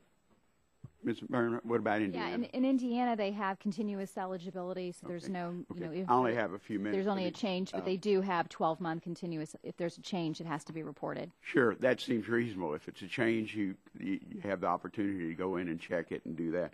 Congressman Barton and I both identified that as one of the concerns we have, because as a former state legislator, I also know we can quantify, if we do it every 6 months in 1 year as compared to a year, how much money we can save over that period of time, making Medicaid recipients come back and sign up. And I've seen the lines out in front of the offices. So hopefully we'll look at that piece of legislation to have that, unless it's changed circumstances. That's the issue. Let me talk about Arkansas a little bit. One, again, congratulations, Dr. Thompson, on some of the considerations. What do you think the consequence of not expanding Medicaid would have been for Arkansas? Well, I believe our healthcare system was at a tipping point. I mentioned earlier we had 25% uninsured statewide. We had some counties that were approaching 40% of the 19 to 64-year-olds. These people were consuming care but not able to pay for it. Our providers were not able to stay in business to provide it. I think we were at a tipping point that the opportunity under the Affordable Care Act, which I won't speak for or against, but as an implementer of the Affordable Care Act, I think it led a safe line, particularly for our rural health care providers where the uninsurance rates were much higher. Well, and again, I'm concerned because our percentages are the same as Arkansas, but with a lot more folks that are losing that kind of opportunity to have it. Mr. Keck, South Carolina has both a lower rate of Texas for churn and because you do it on the year. In addition to Mr. Keck, in addition to the CHIP law, Congress enacted a provision provides bonus money for states that go out and exceed expectations in enrolling low-income Medicaid children. I understand South Carolina received CHIP bonuses in 2011 and 12. Would you agree that the bonus program is good and positive incentive for states to find and enroll lower-income children? Yes. Do you know how much money the South Carolina program received? Because all that money goes back into Medicaid, I assume. We don't have our latest bonus calculated, but we're committed to, when our legislature sets an eligibility limit, we're committed to getting everybody enrolled under that eligibility limit. And again, I know private sector employees offer health care benefits, continuous coverage for their employees as long as they remain there. And again, Mr. Chairman, I would hope we would look at considering that bill on that Congressman Barton and I have. And I yield back my time. Thank you for being here. Chair, thanks, gentlemen. Chair recognizes the gentleman from Pennsylvania, Dr. Murphy. 5 minutes for questions. Thank you, Mr. Chairman. Welcome to the panel, particularly Dr. Thompson. I've come from a long list of Murphys in Pennsylvania who are physicians, Garland Murphy, Doty Murphy of Springdale. And I don't know if you know any of those, but if you do, please extend my greetings to them. I wanted to ask you first, Dr. Thompson, some questions about where Arkansas stands. Your state has recently agreed to this Medicaid expansion proposal that carries with it the assumption that HHS will let you have approval. Now, my understanding is HHS and CMS have consistently noted publicly that nothing is approved for your state. In fact, Administrator Tavener recently said before the Senate Finance Committee, quote, "We haven't approved anything," unquote. So could you outline for this committee what Secretary Sebelius, in coordination with OMB, has explicitly agreed to allow Arkansas to do in 2014 as it relates to individuals not currently enrolled in your Medicaid program under 138% of federal poverty level? Sure. First, let me deal with the approval issue. Approval for a state-federal waiver is actually a financial contract. So until it's signed by both parties at the end of the process, there's no approval. Where we are in our process of what we call the private option on Medicaid expansion, which is to take Medicaid dollars and use them essentially for premium assistance on the private health insurance exchange, is an accepted concept. Premium assistance has been used before by Medicaid programs in a limited way to buy private employer-based coverage when it was more efficient, effective, and cost beneficial to the Medicaid program. We are extending that in concept to be premium assistance for all newly eligibles on the newly established insurance exchange. We think that by harmonizing both the cost sharing on individuals above and below the Medicaid eligibility line, that we will educate our Medicaid eligibles on how to use the healthcare system. As they then go up into the health insurance system, they'll be better informed and prepared to use the healthcare system in a more appropriate way. We will eliminate churn, as we talked about before, because people will be in a health plan and probably stay in a health plan year after year. The health plan will want them to. So where we are now is we have a conceptual agreement of where we're going. We're working through the specifics of what will end up being a streamlined waiver to get to the essentially contractual agreement between the state and the federal government on guarantees of coverage and the financial aspects of the agreement. Let me add one other thing that you can provide for us as a follow-up question. That is to provide us with updated projected state and federal 10-year costs if Arkansas did not expand and thus the individuals above 100% of federal poverty level acquired private coverage, and 2, expanded and every individual would be under traditional Medicaid below 130% of federal poverty level, and 3, to move forward under the legislature approved proposal. But that's information I'd like you to get for us in the future. Sure. Real quickly from Mr. Keck, I think in your testimony you said that 30% of health care is waste. According to the Institute of Medicine and many other sources, that's the latest estimate. Well, let me ask you this. Under the way when Medicaid dollars come through in the federal government, state level, and other things, what % of that is spent on a wide range of administrative costs that never get to actual patient care? Do you have some estimates of that? And under the current way things are spent, do you have any idea? Well, if you just look at the Medicaid expenses in terms of administering the program, on the fee-for-service side, it's about 3.5%. On the managed care side, it's about 9.5%, with a percent of that at risk. But that additional expenditure is because they're managing the care better. So under that, so when that is done, rather than that being seen as 3 times the cost, and they manage the care better, is there an actual difference in healthcare, improved healthcare outcomes when they specifically coordinate that care of that patient? Absolutely. I mean, on an annual basis, our legislature requires that we compare the cost of our managed care programs on a per member per month basis to that of the fee-for-service program. And even with the additional cost, managed care is cheaper than fee-for-service, and it produces better outcomes in terms of our HEDIS quality. I mean, one of the things I look upon when the managed care movement hit in the 90s, I didn't care much for it because much of that was managed money and not managed care. That's what I like to look at as more as coordinated care, where physicians and nurses are in charge of decisions. Let me ask another way this can be coordinated. The federal qualified community health centers. Can you tell me how your state may work with them with Medicaid to make sure, because I'm concerned a lot of people on Medicaid don't really have a primary person they keep going to as their home. Too often their lives are disrupted. They go from person to person to person. Can you give me as an example if that's something you work with in your state to help coordinate that? Absolutely. I mean, one, in a broad sense, we are working with all primary care providers. We're now making patient-centered medical home incentive payments. If you become certified, you get a per member per month bump to encourage people to become certified, and eventually we'll convert that into broader care management payments to these folks. But specific to the federally qualified health centers, I think when we talk about the rates of uninsurance, we forget that in most states we have very robust networks of federally qualified health centers that were chartered to serve these folks, and we spend a lot of money on them and are a great resource. And this year in South Carolina, we're actually putting quite a bit of additional investment, probably the largest single investment that's been made by the state in the history of the federally qualified health centers, to expand the presence of those and their ability to work with patients. Thank you, Mr. Chairman. Chair, thanks the gentleman. Now recognize the gentlelady from Virgin Islands, Dr. Christensen, for 5 minutes for questions. Thank you, Mr. Chairman. And just for informational purposes, I noted that from a Kaiser report that there were, in 2001, there were 36.6 million people enrolled in Medicaid. And by 2009, there was as many as 62.9 million. That was the year that President Obama took office, just for informational purposes.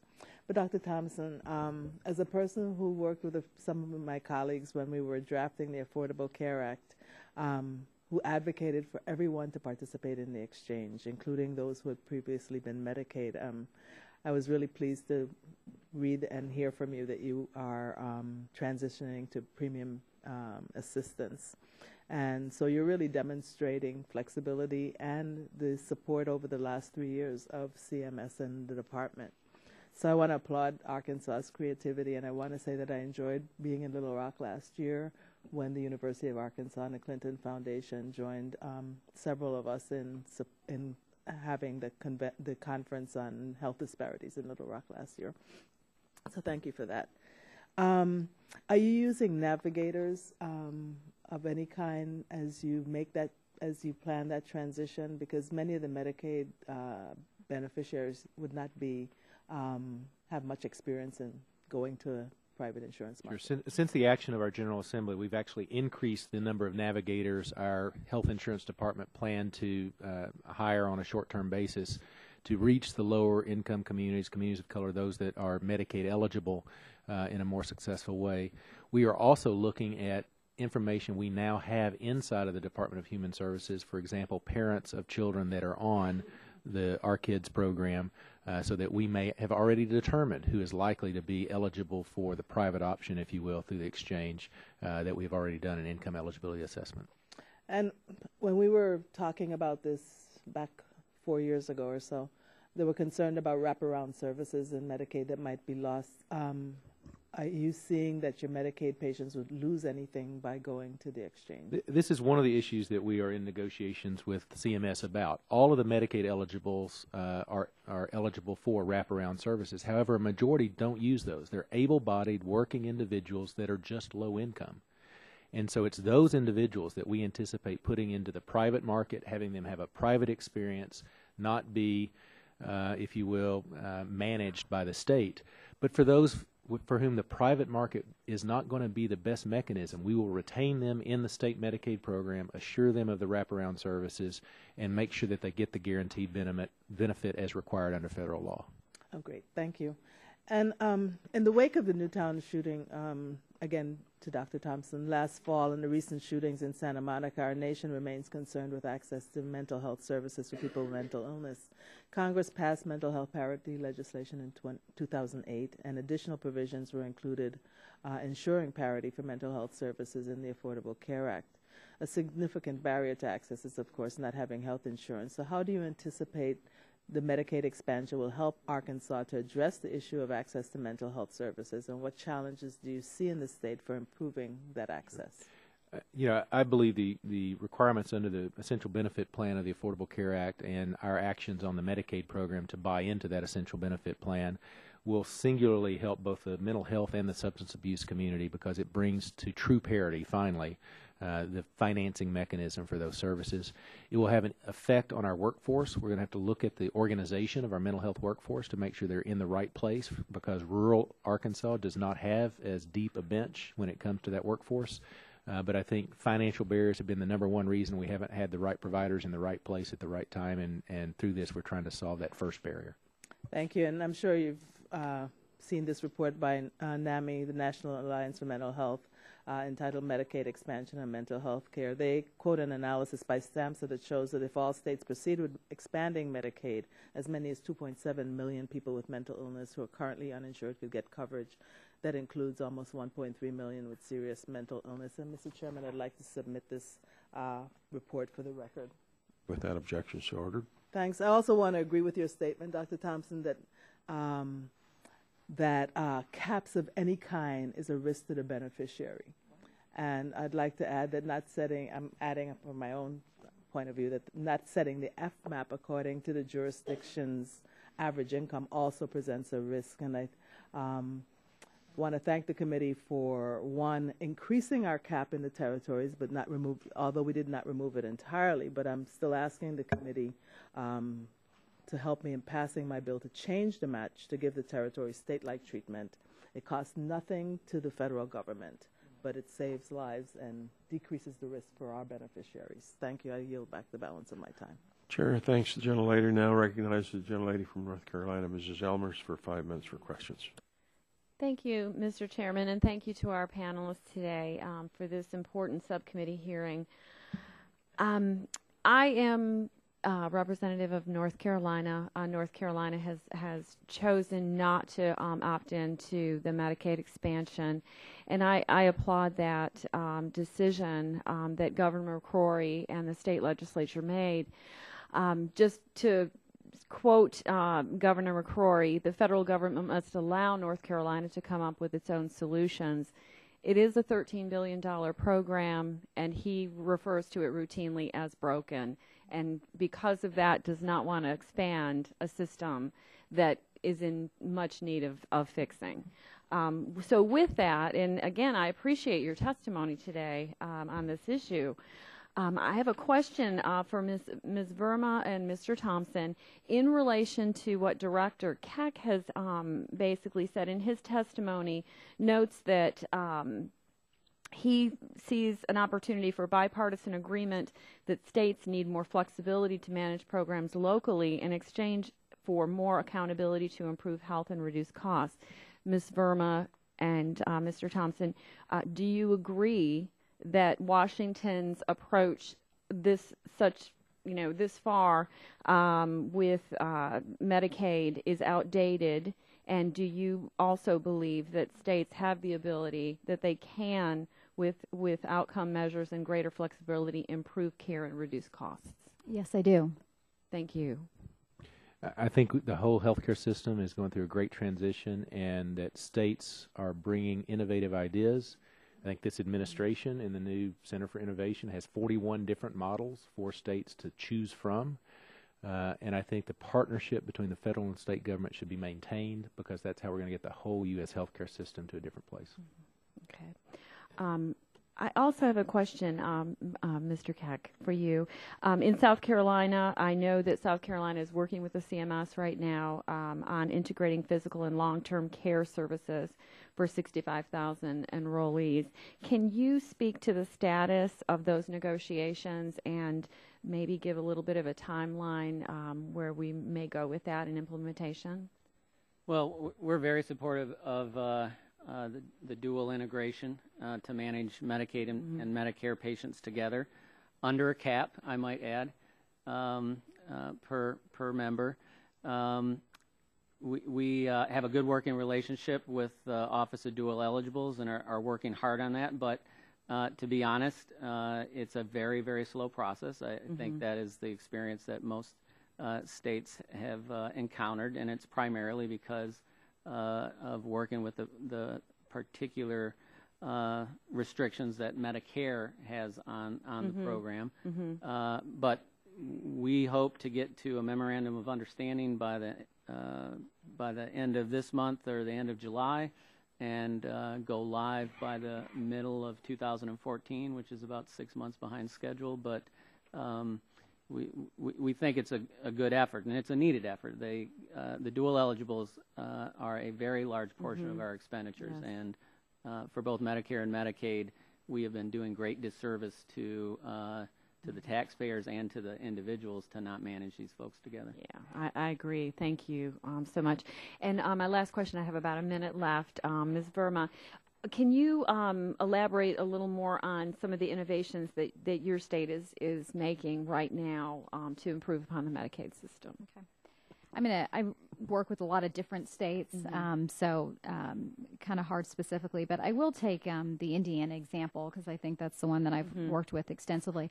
And I think other states are looking at Indiana because of some of the innovations that it's done. I think what they've really done, as we discussed earlier, is trying to empower the individual and have the individual as part of the equation.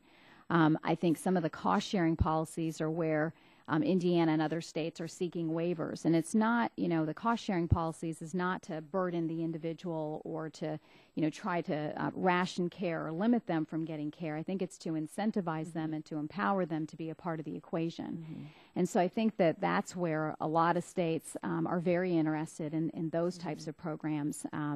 that really do put that individual in the position of focusing on prevention, focusing on outcomes. And I think a lot of the programs, that are based on the physicians, we've talked a lot today about outcomes and physician outcomes. Well, the individual has to be a part of that. The physician's not going to be able to achieve those without it. And I think outcomes are also not just for the physicians, but even for states. We need to hold states accountable for outcomes as well. And so we need to align the providers, the individuals, and states together in the same direction. Thank you so much for your testimony, and I see my time has expired. Thank you, Mr. Chairman. Chair, thanks, gentlelady. Now I recognize the gentlelady from Florida, Ms. Castor, 5 minutes for questions. Well, thank you, Mr. Chairman. Thank you very much to the panel today. Over the past decades, the federal-state partnership that is Medicaid has evolved, and it's changed into more of a managed care system. More states have adopted managed care. CMS has been granted great flexibility for states to tailor managed care Medicaid services. I'm concerned, though, that we lose some control to the managed care company, some accountability. Could you all give me your opinion, identify the most effective waiver conditions, oversight initiatives in the states to ensure that our tax dollars actually go to medical care and health services and not to excessive administrative costs or to excessive profits for insurance companies and HMOs? Start with that. I think there's a lot of strategies that states can take in their managed care contracting, and it all has to do with how that contract is set up. I think they can put in medical loss ratio requirements that would limit the amount of dollars that are spent on administration and on profit. There are outcome measures, and I think that's one of the main differences between state government and contracting out with a managed care company is that you can require outcomes of managed care companies. You can have standards for access, standards for maternal and child health outcomes in terms of low birth weight babies. Whatever a state wants to attach to the contract, they can in terms of outcomes. And that's something that you don't have with state government. If it's a regular fee-for-service program, within a Medicaid program, there's no accountability for the outcomes they achieve.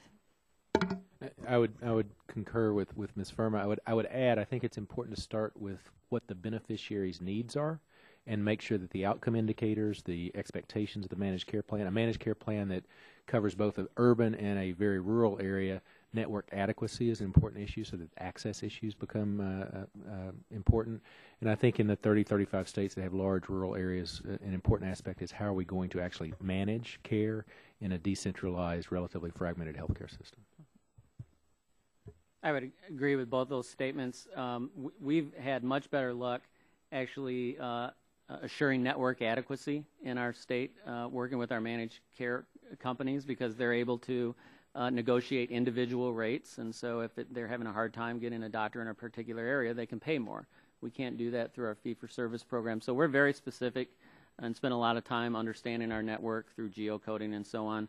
And we also put our plans at financial risk now for outcomes, and they have both incentives and they have withhold. So if they drop the ball, if they're not providing the services, are there penalties built into the waiver conditions or the contracts? And are you aware of states really holding their feet to the fire and providing proper oversight? We don't operate our managed care under a waiver,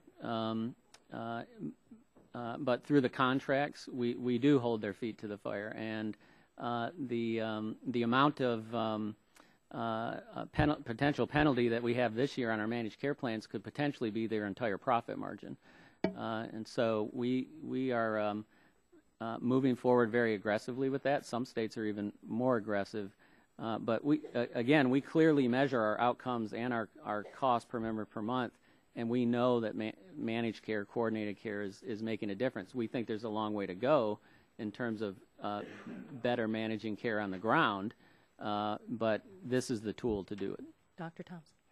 I think we're taking a little bit different, maybe a next generation approach with our payment improvement initiative. We're asking the lead provider to manage the clinical risk and to have financial incentives upside and downside while we're retaining the actuarial risk, kind of the chance that somebody who has a hip replacement also has a heart attack back with the insurance company or with the state.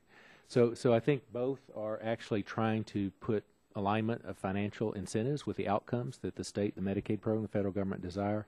And I think we need to probably accentuate the sharpness of our knife that we start looking at. Does Arkansas, do you all have a managed care waiver for the elderly population, skilled nursing, and services that keep folks out of? Because Florida is about to embark on this, privatization of managed care for that population. It's new to us. All of the providers are scared to death. They don't want to go through a gatekeeper. What has your experience been? We have not used a third party, a managed care entity, to exercise that option. We do have a waiver, our home and community-based service waiver, that allows the family to use the allocated resources that would have been spent inpatient in a nursing home for skilled or family-assisted living to help them stay at home. So we have a waiver in place. It is actually highly sought after by our families to keep their loved one at home. It does not use a third-party manager in a managed care type of arrangement.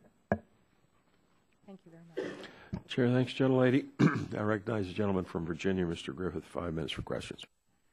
Thank you, Mr. Chairman. I appreciate that. According to the CVO, Medicaid will cost the federal government $5 trillion over the next 10 years, with as much as $638 billion of that directly linked to the expansion of Medicaid from PPACA.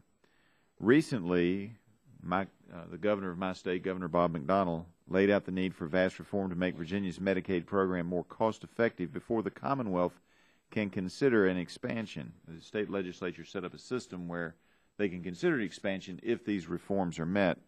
And there were 5 tenets that he laid out for Medicaid reform. 1, service delivery through efficient market-based system, including more managed and coordinated care. 2, reducing financial burdens to the state by getting an assurance from the federal government that expansion will not increase the national debt.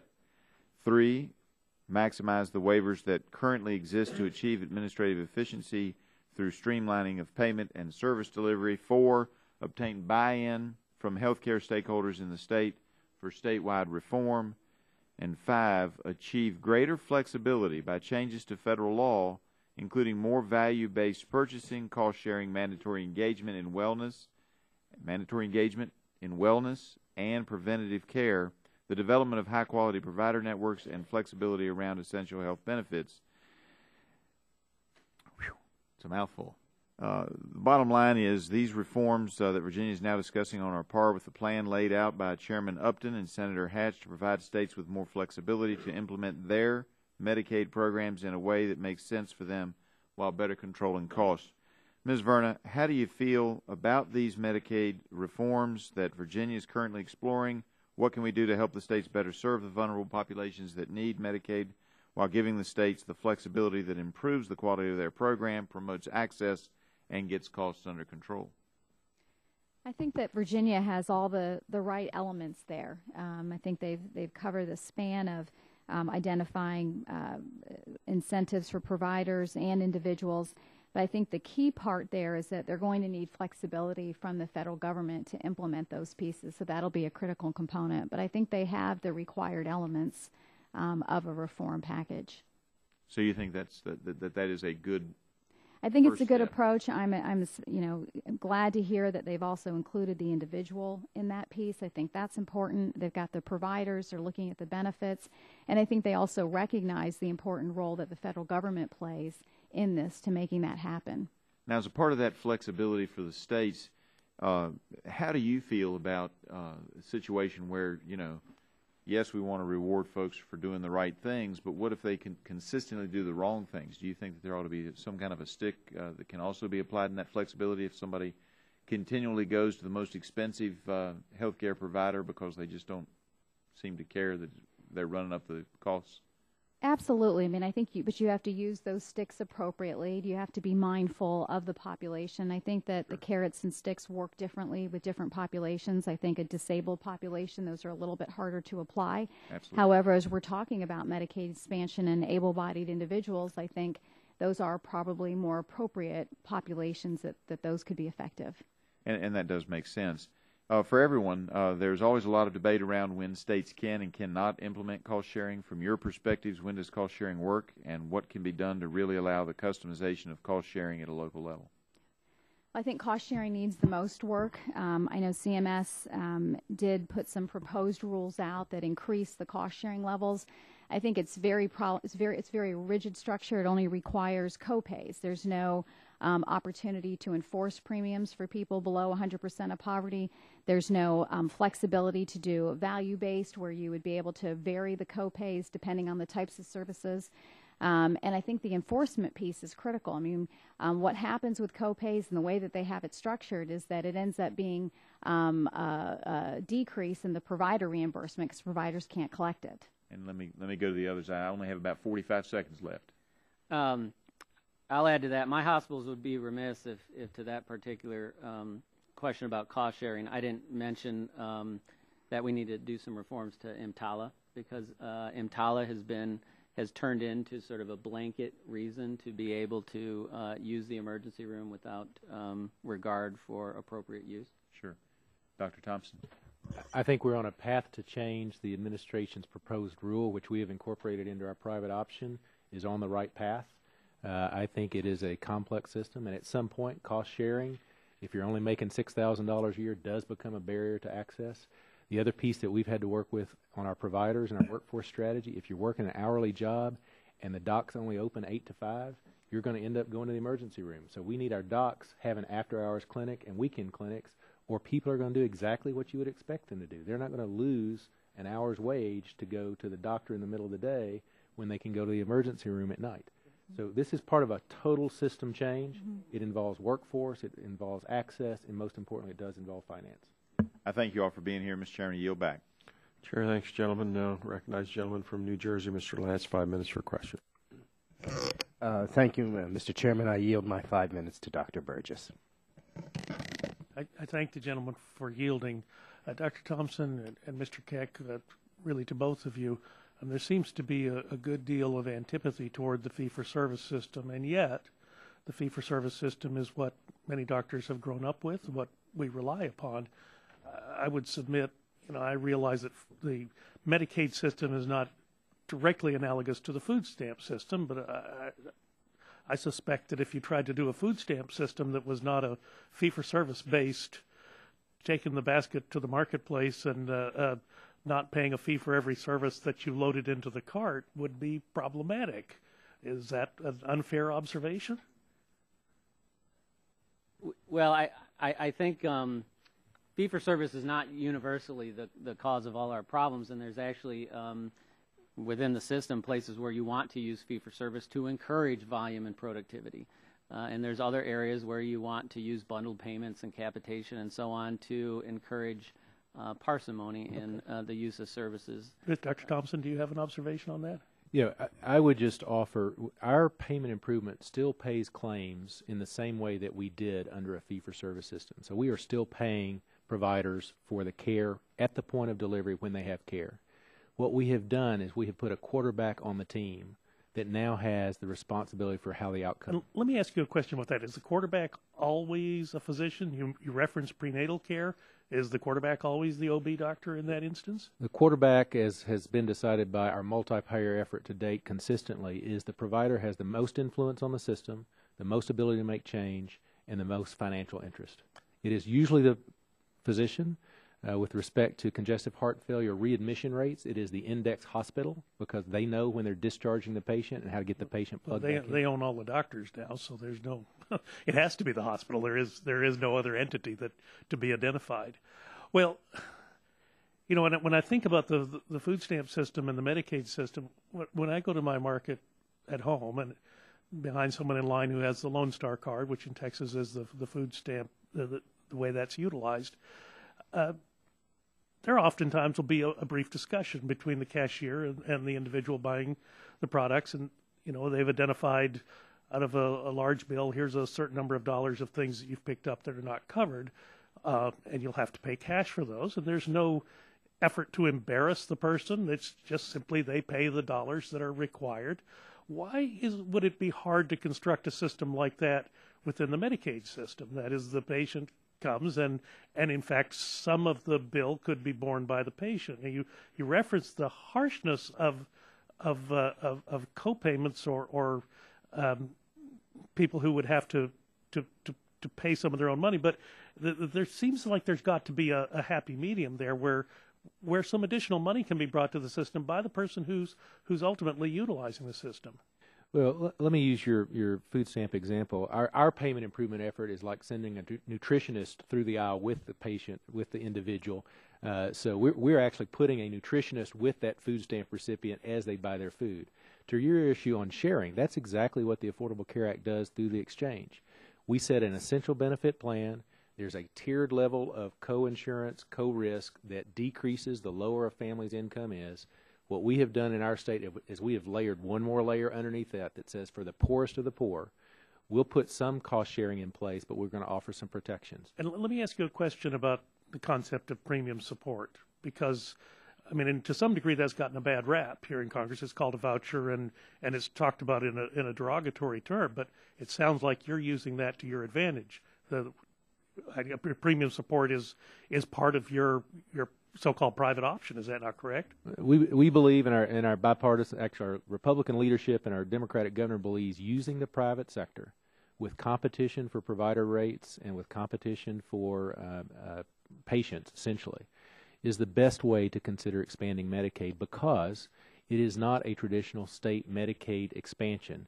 It does not have the cliff of people then wanting to stay on Medicaid and not moving to private insurance. Let me ask you this, because Dr. Murphy asked a question about the Federally Qualified Health Center. The liability coverage is handled differently in a federally qualified health center. Texas, several years ago, experimented with providing the first $100,000 of liability coverage to a provider who was doing a certain percentage of Medicaid in their practice. Have you looked at that in Arkansas as a possibility? You need to bring providers into the system. Most of us recognize that it is that first $100,000 of liability that is where the real vulnerability exists. Medicaid patients do sometimes carry a higher liability risk. Have you looked at that in Arkansas? We have not looked at that as a way of recruiting providers. We have a relatively high provider participation rate because we use electronic payment within 72 hours of service delivery. So our discounted prices we have combated with increased cash flow and responsiveness to treatment. But that has been our tool. I think your suggestion would be very open to our medical society and probably our Medicaid program. Is that something you're willing to look at? Be glad to. Thank you. Mr. Chairman, I have a series of questions on Medicaid as the payer of last resort. I guess the appropriate thing would be to submit that for the record, because I'd like each of you to respond to that. The General Accountability Office did a study back in 2006 and looked at the states that were collecting that were covered under Medicaid but also had simultaneous coverage under either an individual plan or a group plan. For each of your states, it's about a 10% rate of people who are covered have dual coverage, and I'd just be interested in your thoughts as you expand managed care, are we going to make that problem worse, and how can we get at those are, when you talk at $750 billion a year, 10% of that is a lot. So we really ought to we can't just leave that money on the table. If it's owed by private insurers, it should be paid by private insurers. But I will submit that in writing. I'd appreciate each of your responses to that. And then finally, Mr. Chairman, I would like to ask unanimous consent to put into the record an article from the New England Journal of Medicine entitled "The Oregon Experiment: Effects of Medicaid on Clinical Outcomes." Without objection, so ordered. That concludes the questions from the members. The members will have additional questions. We'll ask them to submit in writing. We'll ask the witnesses to please respond promptly. Thank you very much for your testimony today. And let me remind members they have 10 business days to submit questions for the record. And members should submit their questions by the close of business on Wednesday, June 26th. This has been a very informative hearing. Thank you very much. Without objection, the subcommittee is adjourned.